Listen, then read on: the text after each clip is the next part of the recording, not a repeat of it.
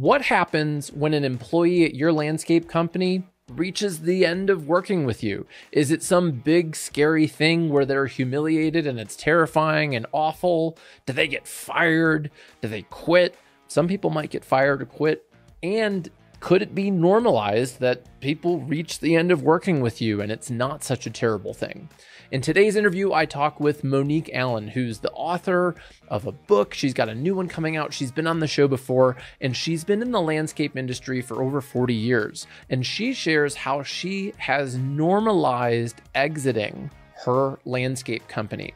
And I believe this is why she has one of the highest Glassdoor ratings of any landscape company I've seen, and I've audited and looked at over 1,000 landscape companies. So in this interview, Monique shares how she has solved her recruiting and retention challenges, partly with a healthy mindset, but also an apprenticeship program. She has a special position at her company that's focused on onboarding, recruiting, and retaining employees. And she talks about how yoga can help landscape professionals recover from injuries. I can't tell you how many clients of mine share with me that from years of working in the trades, their bodies beat up. And she's a yoga instructor and talks about how this can be really helpful for you. So it's a really great conversation and you've got to check it out.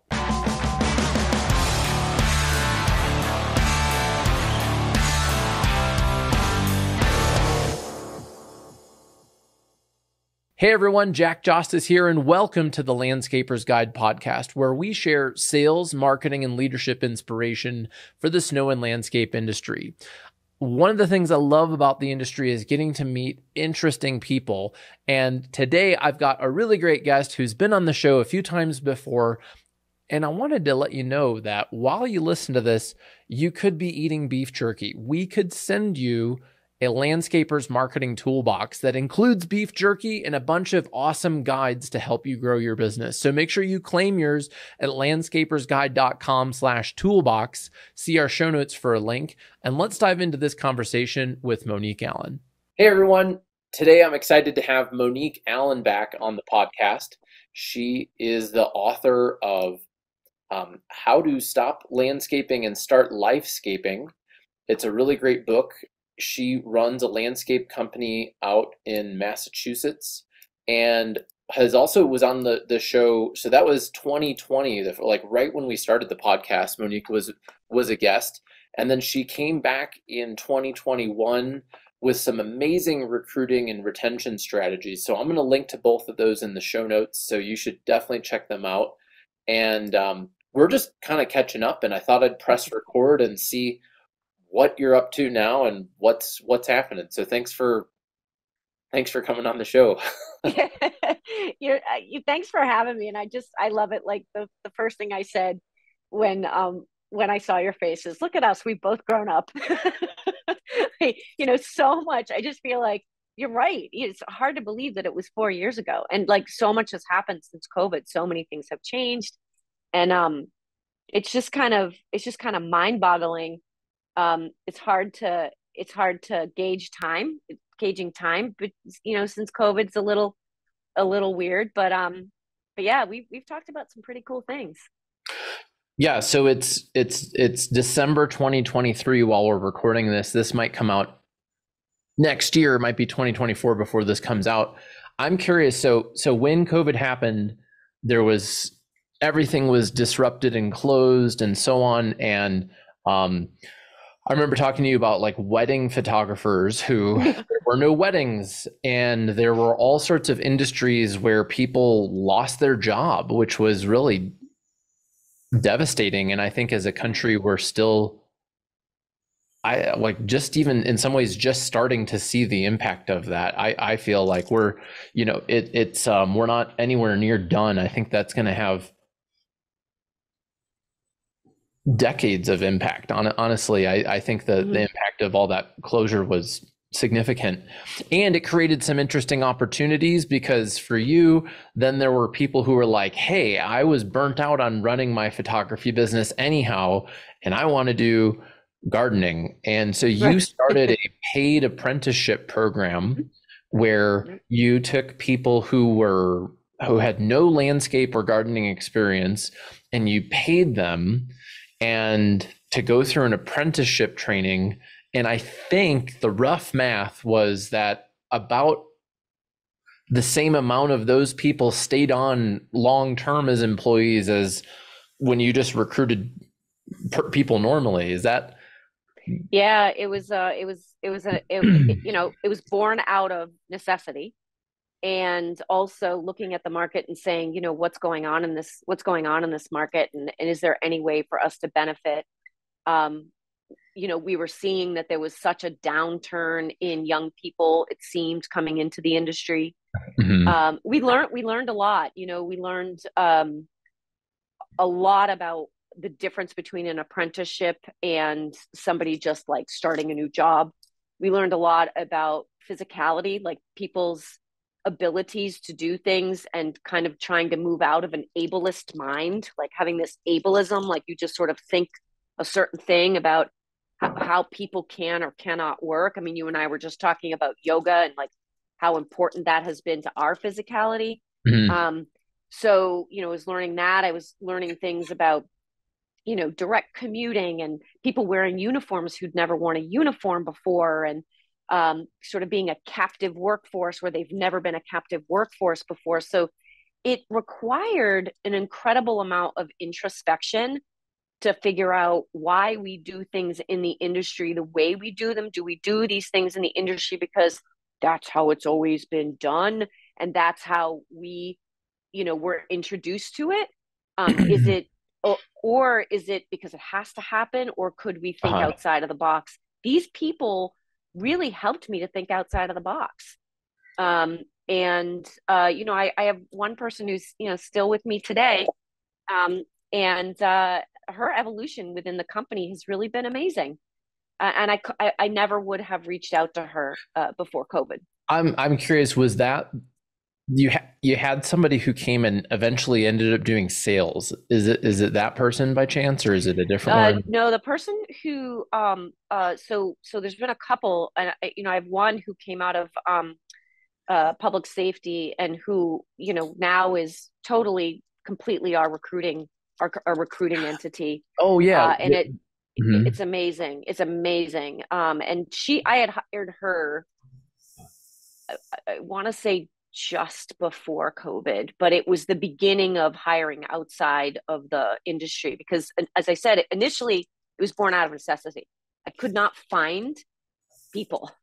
And so before COVID, I couldn't find people. So I started the internship. Then COVID happened and there was a lot more available people. So we amped it up. And so now we're I don't know, it's the world, it's just different. So what are you going to do this coming spring? Are you going to continue with the internship and apprenticeship? Do you have an internship and an apprenticeship, or are they the Yeah, same so thing? there's two. We have one of the internships is for students, and that's a little bit more apprenticeship like. These kids are in the trade somewhere or other, maybe in a trade school, and it really is about giving them specific learning so that they can get credit for it. Oh, Um, okay. the internships are, we either have student internships or what we call industry interns. The student interns are, kids who need jobs in the summer, right? It's Mhm. pretty low bar. The industry interns are people who are often leaving other careers and they want to try it on for size. They love to garden. They've been gardening in their yard forever, and they love nature and all that, but they have no idea if they can do it. So there was this fear around, well, I don't know if I can do it. I don't know if I really want to take a full-time job. So it was like, how do we build part-time programming? That was messy, but we finally landed on something really good. And then how do we build into our system um, a normalized way for people to exit? And internships were great for that because they were 90 days. And so at 90 days, we could say, gosh, we love you. We'd love you to stay. Or we could say, thanks for the 90 days. It was great. I hope you learned a lot. Bye bye. and not feel bad about it. A big part of this has been allowing people to try something on and then leave without it being this big dramatic exit. So that ended up being a big part of it too, is normalizing separation. And you're able, I mean, having an intern, a true internship, requires a lot from the company. Yes. Right. So it takes resources, and you have people who manage these interns. Like, I know that you have a lot of resources put into it. Do you feel like, and I know there are multiple reasons why you do it, but are you getting enough out of it in those 90 days? Are you able to, is there reciprocal value? Yeah. So the low bar value, right, which Mhm. is really not that low, is that I've got labor for 90 days and it's cheap, right? So we're always looking to push work forward and not have to pay through the nose for it. So there are no benefits, there are no perks, there's just nothing. They're literally coming, getting paid a relatively low wage, but a good wage, and Mhm. learning. And so the direct correlation is revenue and production, and that's really good. If the person is, and then of course, if the person is good, now we can invest in them more, bring them Mhm. on and start to benefit them and so on. And after their 90 days, they can be fully benefited. Like right away, they can matriculate as a full employee. Um, the cost is that, you know, people can be a little deer in headlights, like wide eyed, like, oh my God, I had no idea. Right. Um, they deal with fatigue, they deal with cold, they deal with heat, and they literally, their bodies have never felt this before. Right. And so you have to have a team that is willing to caretake a little bit, Mhm. to be a little gentler, to be a little bit more attentive. And sometimes that goes great and sometimes it doesn't go so great, right? If it's a really good intern, it goes swimmingly. If the intern is like really, really not cutting it, it can be really stressful. And you got to be ready for that. And as the employer, you have to be ready to support your crew leads out there who are dealing with it, Mhm. Yeah, I'm right? really glad that you mentioned that, and I think it's a key thing, because it was a mistake I think I made once, having an intern. I don't even think I had any full-time employees, and I brought on an intern, and I didn't have enough to give them. So I don't think it was the best thing. They did end up becoming well, I think one of my first employees, actually, though. So, but this was 14 years ago, when I was figuring all this out the hard way, which is the only way. Which And, is the like, I don't know, there's a certain, like, you have to do it and be bad at things in order to figure out the right way of doing them, I think, to and an I think extent. you can say to somebody, look, I've never done this before. It seems like a really good idea. I've got this like sort of really pie in the sky idea about it. Yes. But Yes. the only way it's going to work is if you communicate back to me and tell me if this is sucking. Right. Like, so you can, I really think that a great way to do this is to be able to do it with, some humility, but also with some drive, right? So if you Yeah. bring humility to it, it solves a world of sins because it opens up lines of communication. One of the things that I'm noticing, that, I Googled you. I Googled Garden Continuum. That's your landscape company, Glassdoor. And have you looked at this, Monique? Not recently, I probably Okay, well, years the good ago. news is you have a 4.7 Oh my Glassdoor gosh. review average, and Glassdoor can be a place where people just post negative things, where they vent. Because part of me, like, whenever I'm hearing about these things, I'm like, well, what do the employees have to say about it? And I haven't gone into the weeds to read to know if they're from the interns or not, but you have a positive review average on Oh, that's Glassdoor. cool. It is cool, and it's related to, so on one of our interviews, you said that you see yourself as a gardener of people. Yeah. And I loved that. And we talked about that, and people should go and hear you talk about that, because there's a whole interview about it. And you have an employee experience manager, and this person is still on the website. So it's still a role that you have. And this Yeah. has been the case now. I've known you for a few years now. So what is that? And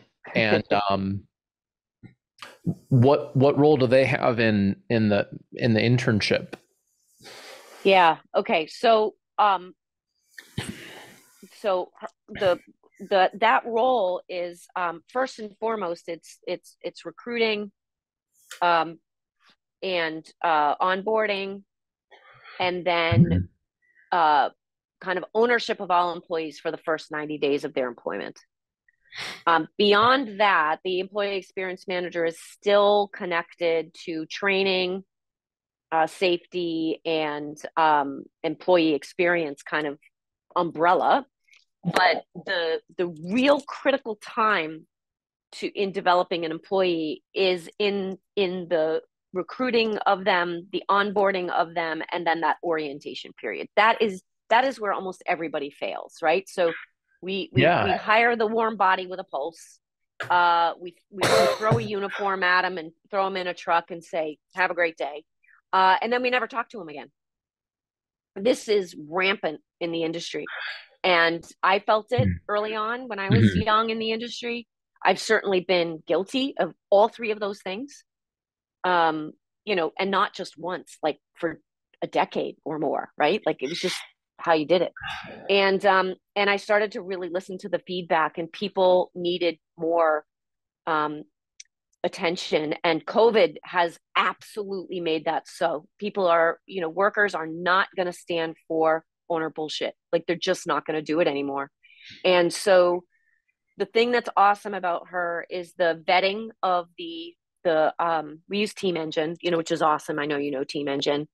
And so the vetting of the people that we hire, Uh-huh. and then she is integral to the onboarding process. So onboarding is usually a 2-day process. And then the orientation period, which is 90 days, has a 3-step review process. So they have 12 KPIs. They have 4 that they go through each 30-day period, and then they know what they are. And then they have literally a sit-down meeting with our employee experience manager after 30 days. This is an incredibly safe person that they don't have to see every day, and they can literally go in 30 days in and vent. They can say what's wrong, what's bad. They can also celebrate and talk about what's good. Yeah. Um, it's a really, really safe place. Then, if they make it through the first 30 days and they get to the next 30 days at their 60-day orientation meeting, then they are basically meeting with the employee experience manager and the account manager, right? So, like a direct manager of the division that they're working in.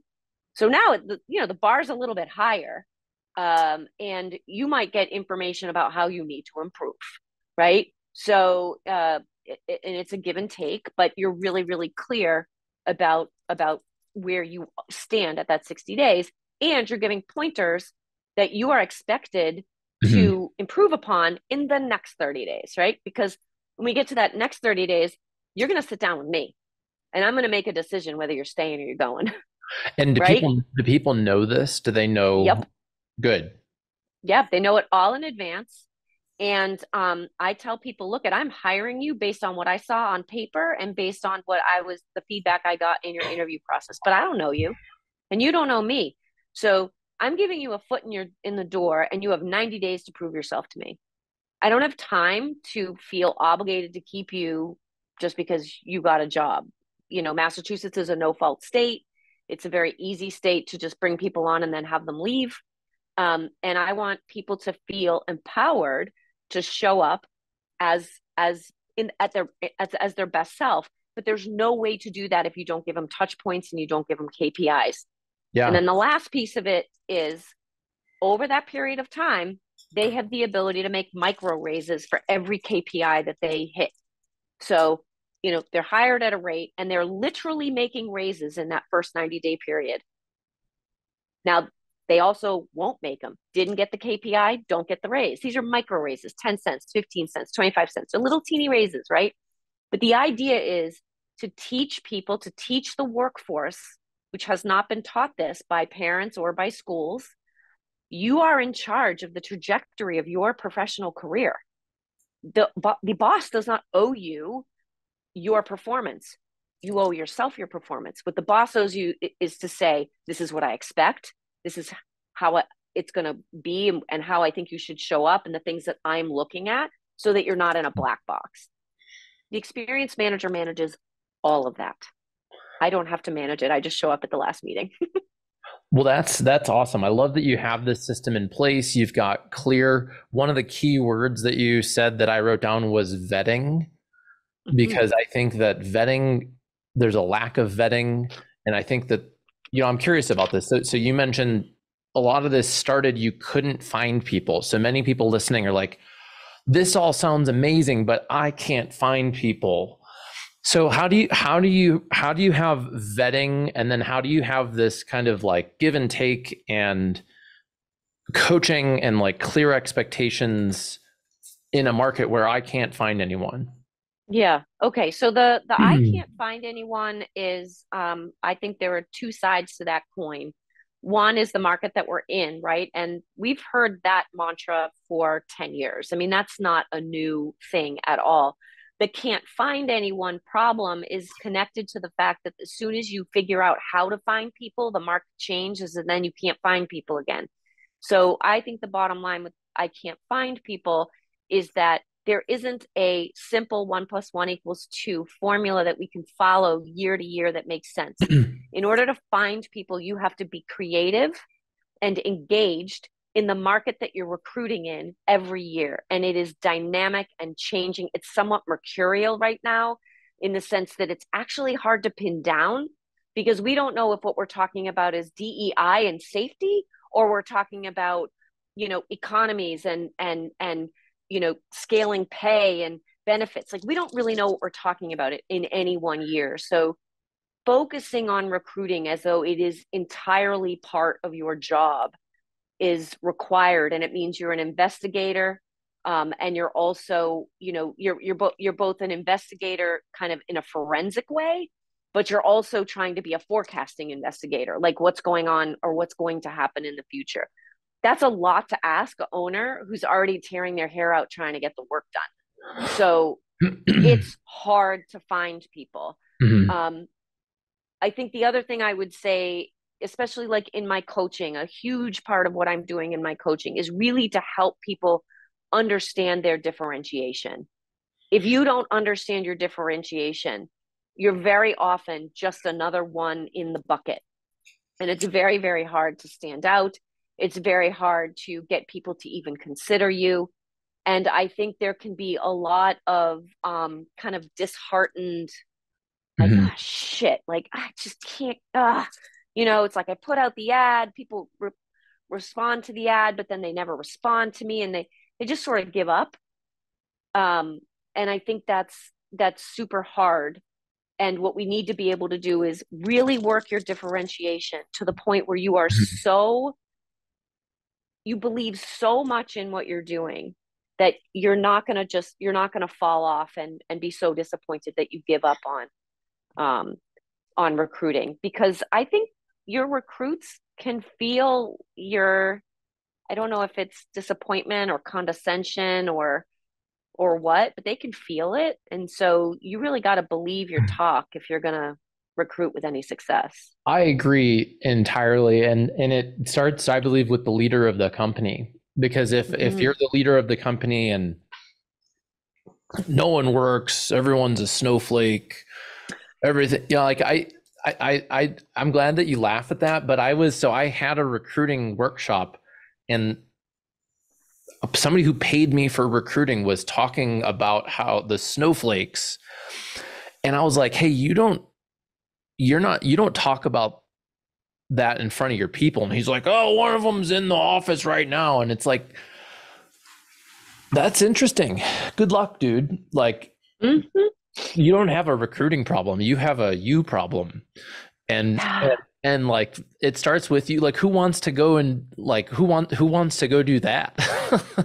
Whereas, yes. I don't know. So, but there is a shortage of people, but there are people, and they are gonna pick and choose where they're gonna work. And so that's where you talking about differentiating your company and why they should work for you. And then being creative, engaged, and dynamic. I totally agree, because it does change from year to year.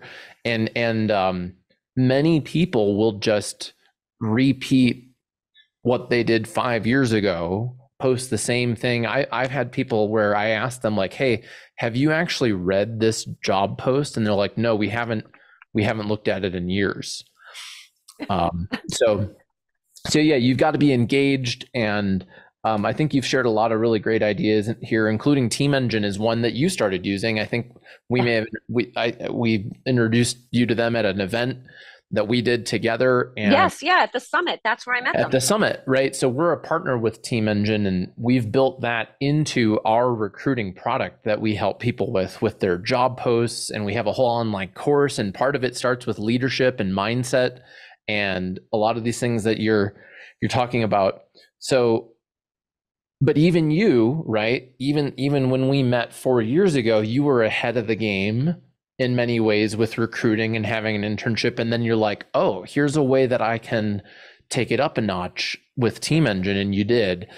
And I'm not surprised that you have a 4.7 star That's average awesome. from your people. Yeah. And you didn't even know, but I didn't even know. But they, that matters, and people Google that, and they think about it before they go and work somewhere.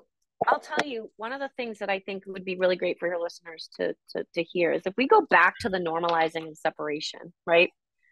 Mm-hmm. What we do, so there is an enormous drama around leaving a company, and it's a personal affront, right? You either fire somebody in anger, or they leave in anger, or there's a disappointment because they were never reviewed, and they said they were going to be reviewed. They didn't get the raise they wanted, and they don't understand why. They got yelled at on a job and never apologized to. Like, there's all these things, right? When we normalize things like having difficult conversations, when we normalize things like, you know what, I've really liked working here, but I need something different. And we normalize that, we make that okay. And then we don't, when someone gives their 2-week notice, you don't say, well, fine, just freaking leave now.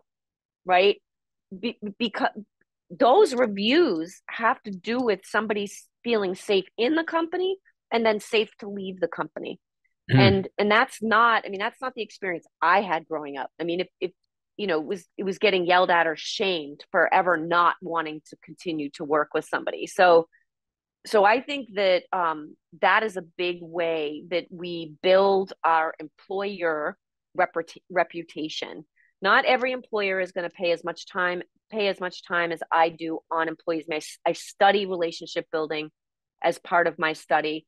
I teach yoga. I study yoga philosophy. I'm very steeped in how we become better humans. I don't expect every landscape owner to be like that, but we can do simple things like making a clear way of entering, a clear way of being reviewed and considered, seen, and valued.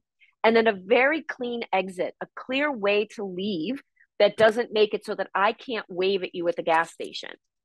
Right. Mm-hmm. That's, I think, ultimately what's most important about I'll have to dig now into Glassdoor and see what people are saying, but I literally say hi to and hug past employees when I see them. I have past employees who now own their own businesses. God forbid, right? Anybody who ever leaves and starts their own business, right? They're like a pariah to you.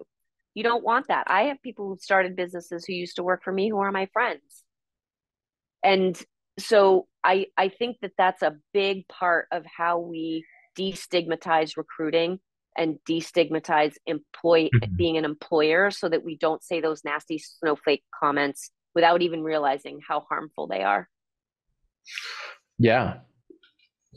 I think that's a really great thing to kind of wrap up this conversation, is how do you treat people when they leave? Yeah. Is really important. It's big. I've been fortunate. I've had two really, we call them ramblers at Ramblin' Jackson, and I've had two people leave and come back. And that's kind of a cool thing. And actually, I'm going to Delaware to do a video shoot next week for a client with my old business partner. Like we co-owned the company and disbanded, and it was kind of messy and tense, but then Yep. we kind of ended it respectfully, and now I'm excited to continue working with him. So Awesome. I think it's really important because Yeah. yeah, if you burn the bridge with people, like they're gonna go set little fires. Yeah, Right? yeah, it's So true. And ultimately, in studying, the nature of relating, like how we relate as human beings, most of the discord, most of the friction that happens is actually happening internally, and it's because we haven't done the work. I'm working on my second book, and a big part of the subject matter has a lot to do with trauma in the workplace, and how the trades landscape, but all the trades, and also entrepreneurship, attract trauma survivors. Now, the truth is, everybody's a trauma survivor one way or the other, right? But we don't say that they're all the same. But there are these little traumas that are in all people, and we know that we act out on them. Sure. And so if I'm going to act out in a particular situation with you, it may not be you. You've maybe triggered something in me, but a trigger, you're a hunter. A trigger is the teeny tiny part of that gun. It's teeny tiny. That's not what's important. What's important is the charge, the fuel, the ammunition. That's what's important. The trigger is such a small thing, and we want to place all the blame on another person for the ammunition. We're building that ammunition ourselves. We're stacking and loading. We're doing all of that work and just waiting for someone to trigger us. So when we look at the realm of employment in that way, and you said it, it's top down. The tone is set by the owner and then adopted by the management team. And the bigger the company, the more that'll trickle down. So we have to be thinking about the charge and the ammunition that we're bringing on a day-to-day basis that's personal, and how we're dealing with it, and how we're this is the gardening of people. How are we tending the people so that we can help them disarm their own triggers? Well, I can't wait to read your next book and, have you back to talk about that. That's a whole other interesting topic. So I'm curious to wrap up, what are you doing with yoga? So I follow you on Instagram, and you're like teaching classes all over the world. Like that's really cool. So tell us, what are you doing, and how might people listening who have never done yoga, I shared with you before we pressed record, I've been practicing for about 15 years, and it's a key part of my life. I love it. For me, it's partly stress management, but also like I do a lot of hiking and rucking and weightlifting, and I find that yoga is like the time where it really helps me stretch and relax and slow down, and that has a lot of, I think, entrepreneurial benefit of like, because a lot of times I'm like drinking caffeine and like writing stuff down and like going, and then yoga is a good time to calm down, and it's a challenge to do that sometimes, to slow down. But that in and of itself, I think, is valuable. What are you doing with yoga, and how does it relate to the landscape folks listening? Well, I would say there's a couple of levels of why I do yoga and how I do it. So I have and I think a lot of your listeners will totally understand this. I have several injuries and things that made it so continuing to work physically was not going to be possible unless I had surgeries and took lots of meds and whatever. And I didn't like either one of those options. So the main thing that yoga does for me is it keeps me well oiled, right? And so that I can continue to move, because some of my injuries, I mean, I'm 57. I've been in the industry for almost 40 years. It'll be 40 years next year. I've been in this industry. And so it beats up your body. And so very, very simply, good yoga. So I'm not talking about like, let me go kick your ass kind of yoga, but like good yoga, someone who's going to pay attention to your postures, pay attention to whether you're pulling yourself apart or getting too stuck, is gonna really help you use your physical body for more years than you would otherwise. Period. End of story. I literally in 5 years rebuilt my body, and I could feel it through the pain, and then I could feel it through the recovery, and then I could feel it through the returning of strength, and then the amplification of flexibility. It took 5 years, and I'm still working it. And I would say that now I'm kind of on the nervous system. It's one of the last things that you'd really work on. But that's number one. And I think there isn't a single person who does physical labor that wouldn't benefit from yoga. If you're super strong, then you're probably stiff and not flexible, which means a restorative or a yin yoga is going to be really good, where you get into the ligaments and the tendons. And that's very slow movement. You will literally sit in a posture for 2 minutes. That's going to help to open your flexibility. And if you love strength, know that strength and flexibility go together. The more inflexible you are, the less potential you have to grow your strength. For those who are super flexible, injury is possible. It's very easy to have injury, so you need to build strength. So the power yoga is going to be really important, so that you're really beginning to build core strength. I was a dancer growing up, and so I was lucky. I sort of came with strength and flexibility and understanding of alignment. But the other really big thing that'll happen is you'll start to get a better sense of yourself. Your proprioception will be better, and your interoception will be better. So you will understand where your body is in space. That makes you balance better. It makes you more nimble. You can, that moment where you go to step off a truck and you lose your footing, you want to land on your feet. That's going to happen because you've amplified your proprioception and your sense of balance. Interoception is really understanding, where are the feels in my body? What am I feeling? Where am I feeling it? Yoga really teaches interoception. It helps you to understand how to go in and how to actually be with yourself. And most people who come to me for coaching are coming to me with their hair on fire. And so that yoga, the study of yoga and the practice of yoga, will really help put out that fire. It was a spine. I had 2 spine injuries that I had one when I was 12, and I actually lost my hearing for a day when I was 16 in a gymnastics injury. And luckily I went to the chiropractor, and but I had terrible pain. And then it was pain that led me to start yoga. And then yoga it helped me heal and get stronger. And that helped me then get to where I'm at now, doing all the other exercise. But I can't think of any of my clients that I know personally who haven't mentioned some sort of work-related pain that they have. So I'm glad that you shared this, because I hadn't thought about how relevant it is to the people listening. And when are you doing a yoga for landscape professionals retreat? When is that? What's happening? No, but I love that idea. Maybe you could, because you're a yogi, maybe you and I will do it together. Maybe we'll bring yoga to your next retreat. Let's talk about it. That would be so cool. Let's do that. Let's do that. Yeah, that's awesome. See, we're ending with a bang. We're ending with an idea. That's what we always do. That's right. Love that. All right. Well, Monique, so for folks listening, we've got a couple other episodes with you in our show notes. And how else can we connect with you?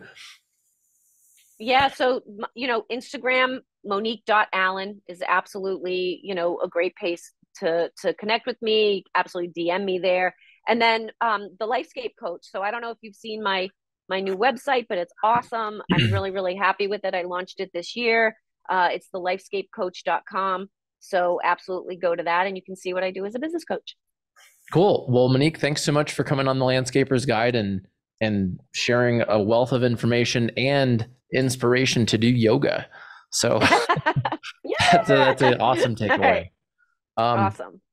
Cool. Thanks for having me. My pleasure. It was. Well, I hope you learned some great things from Monique's interview about how you can grow your mindset. I think one of the things that she has is the mindset that she's going to be different and that she's going to adapt what's working and be creative and be a gardener of people. Are you a gardener of people? I loved it when she said that in a podcast interview in the past. And I think it's working for her. If you check out her reviews, check out the reviews from her employees, they like working there and she's got a really good thing going. So thanks so much for checking out this interview. And I hope you enjoy next week's episode of the Landscaper's Guide with the bag of beef jerky. So again, grab your Landscaper's marketing toolbox at landscapersguide.com/toolbox. See our show notes for a link. My name's Jack Jostes, and it's been a pleasure talking with you. And I'll talk to you next week on the Landscaper's Guide.